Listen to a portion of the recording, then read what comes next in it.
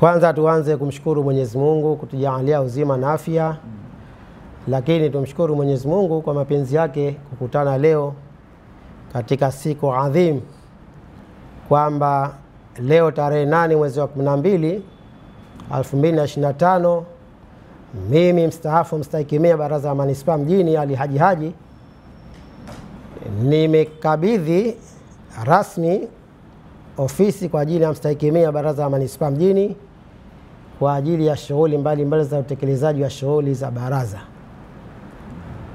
Kwa hivyo kikubwa ni kuwatakia kila la kheri, lakini kikubwa zaidi ni umoja na mshikamano, kwamba watendaji na waheshimiwa madiwani muishi kama ndugu.